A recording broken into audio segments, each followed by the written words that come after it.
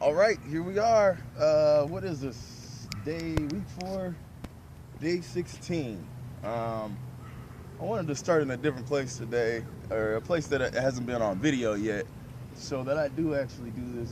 I start off sometimes on the residential street because that's where Mike Brown was, on the residential street. And I started off doing this in the intersection just to obviously create the most awareness. And I'm not here to like disturb the neighborhood or anything like that, but you know, for a minute or two, what is this, about 100 yards, I do walk down in the residential street because you feel it, like that's what, you know, you feel like maybe it could happen. Right. It could happen here it did happen on a residential street, not at a major intersection. So I just wanted to kind of underline that. Last video was week 2. First video was week 1. This is week 4. And we still out here. Still out here. Guy right on the camera. On the camera, on the vocals. And the vocals. And but y'all, I'm pretty the sure. message is still relevant. Right. That's The message is still relevant. I'm pretty sure, you know, you all thought like, okay, the first video, pretty cool, you know. Then some folks got distracted by the ice water challenge.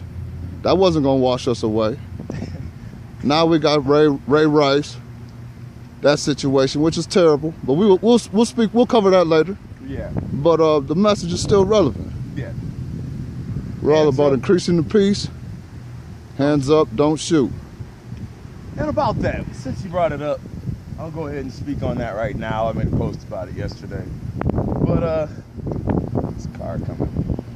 But about the Ray Rice situation, probably the most thing that's unsettling about it is, you know, we knew this happened in April. We knew what happened about that. But the reason why Ray Rice was suspended indefinitely was not because of what he did. It's because once the full-length video of what he did that got released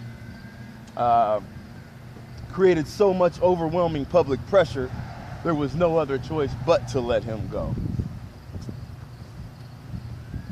Meanwhile, I think that there's a connection. There's always been a connection between sports and life. That's why I watch sports. I'm a sports fanatic. Go Buckeyes.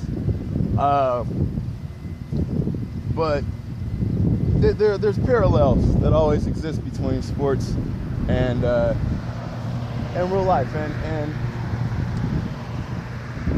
since Mike Brown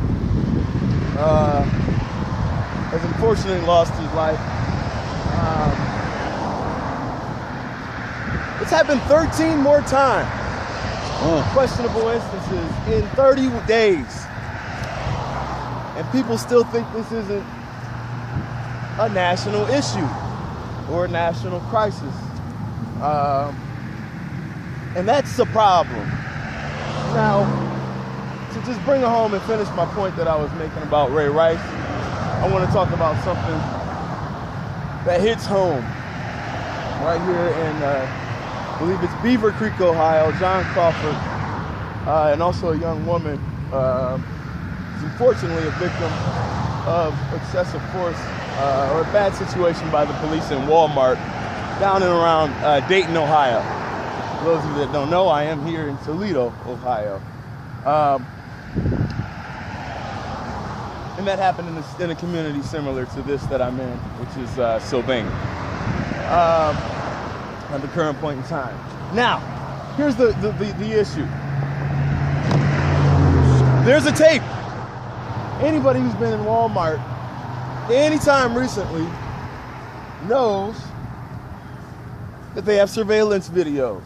everywhere. There is a surveillance video. It has not been released. Now, the reason why I waited to discuss this is, we wanted to wait until more facts came out. Because the original story was this guy was walking around in Walmart with a gun pointing it at people. And the guy called the police. Of course, he said it may have been an AR-15, which Believe it or not, actually in Ohio, if you have an open carry to conceal license, it's actually legal, which is another story for another day. But it wasn't an AR-15. It was a BB gun that he was interested in purchasing and shopping. So, how does that connect with a video? Our Ohio Attorney General Mike Dewine, who has been a public servant, if you will, for the great state of Ohio for quite some time, is preventing the video from being released publicly. Why is that relevant? Because if that video is released, and it's very clear that this individual was not pointing the gun at people, and he was just sitting there, then we have a clear case of, an innocent person that did nothing wrong, that does not deserve to be shot. Now also, like I said, there was a young woman, 37-year-old mother of 4. Not that I shouldn't have to mention it, but she was white. Because of the tragic events that happened that day, she had a heart attack and died. Now the way the media covers it, she had heart problems anyway. But 1 in 4 women die from heart disease anyway. And I kind of believe that's kind of just it's an excuse. An excuse to cover up the fact that, she could have been alive. She could have made it another week. She could have made it another month. She could have made it another year. There are people who fight heart disease every day that live longer than they were originally expected to. True. And if that was my mother, I can only imagine how that would make me feel. And once again, that just stresses the fact that this is not a black or white issue.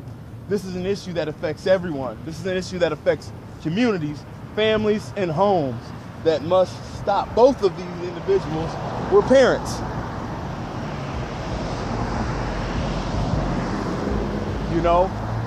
And I can only think of what if that was your father or your mother that fell victim to this.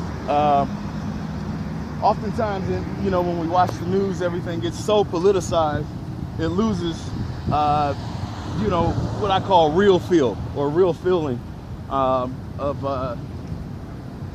the difference of when you hear about somebody dying far away versus when it's a family member or something, or a cousin or somebody, a friend of a friend or something like that. And they're all just as bad. Unnecessary death needs to stop. Right. And we do need to just in general increase the peace. So, before I get back to my ground, just like, don't be the next Roger Goodell, Mike Dewine. Don't cover up something that doesn't need to be covered up. And there's power in transparency and there's power in truth. Those tapes need to be released so that the American public can trust our government, so that the American public can trust our justice system and our political, in our public officials. Right. And that hits home. And I do make another video. I'll speak a little bit more on that at a later date. There goes Sylvania's finest right there. Sylvania's finest, yeah. They kind of ride by around this time. They just checking on us. We ain't, we ain't doing nothing. Yeah, they're okay though. They don't bother me or anything. Actually, cops have been more nice to me since I've started this protest than they've been to me in my whole life. I'm not sure why that is. There could be a variety of reasons. I won't speculate. I'll just put it that way. Hands up, don't shoot. So, here we go.